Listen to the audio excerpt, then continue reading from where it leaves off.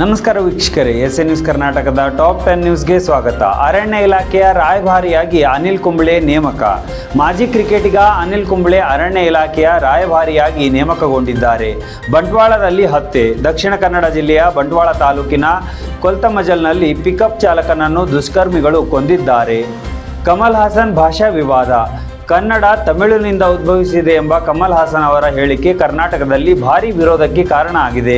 ಕನ್ನಡ ಪರ ಸಂಘಟನೆಗಳು ಕ್ಷಮೆ ಕೇಳುವಂತೆ ಆಗ್ರಹಿಸುತ್ತಿವೆ. ದಕ್ಷಿಣ ಕನ್ನಡ ಜಿಲ್ಲೆಯಲ್ಲಿ ನಿರ್ಬಂಧಾಜ್ಞೆ.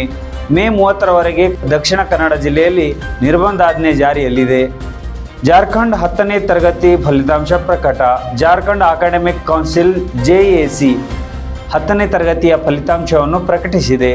ಮಂಡ್ಯದಲ್ಲಿ ಕಾರು ಅಪಘಾತ. ಮಂಡ್ಯದಲ್ಲಿ ವೇಗವಾಗಿ ಚಲಿಸುತ್ತಿದ್ದ ಕಾರು ಅಪಘಾತಕ್ಕೀಡಾಗಿದೆ ಎನ್ನುವಂತಹ ಮಾಹಿತಿ ಸಿಗ್ತಿರುವಂಥದ್ದು. ಬೆಂಗಳೂರು ನಗರದಲ್ಲಿ ಟ್ರಾಫಿಕ್ ಸಮಸ್ಯೆ. ಬೆಂಗಳೂರು ನಗರದಲ್ಲಿ ಟ್ರಾಫಿಕ್ ಸಮಸ್ಯೆ ಮುಂದುವರಿದಿದೆ. ಮಳೆ ಮುಂಗಡ ಸೂಚನೆ. ಕೊಡಗು, ಹಾಸನ, ವಿಜಯಪುರ ಜಿಲ್ಲೆಗಳಲ್ಲಿ ಭಾರೀ ಮಳೆಯ ಮುಂಗಡ ಸೂಚನೆ ನೀಡಲಾಗಿದೆ. ಬೆಂಗಳೂರಿನ ವೃದ್ಧಾಶ್ರಮದಲ್ಲಿ ಸಂತ ರಾಮ್ಪಾಲ್ ಮಹಾರಾಜರ ಸತ್ಸಂಗ. ಥಗ್ ಲೈಫ್ ಚಿತ್ರಕ್ಕೆ ವಿರೋಧ. ಕಮಲ್ ಹಾಸನ್ ಅವರ ವಿವಾದಾತ್ಮಕ ಹೇಳಿಕೆಯಿಂದ ಥಗ್ ಲೈಫ್ ಚಿತ್ರದ ಬಿಡುಗಡೆಗೆ ಕರ್ನಾಟಕದಲ್ಲಿ ವಿರೋಧ ವ್ಯಕ್ತವಾಗಿದೆ. ಇದಾಗಿತ್ತು ಇವತ್ತಿನ ವಿಶೇಷವಾದ ಟಾಪ್ 10 ನ್ಯೂಸ್. ಮತ್ತೆ ಸಿಗೋಣ ಮುಂದಿನ ಸುದ್ದಿಯಲ್ಲಿ. ನಮಸ್ಕಾರ, ಧನ್ಯವಾದಗಳು ವೀಕ್ಷಕರೇ.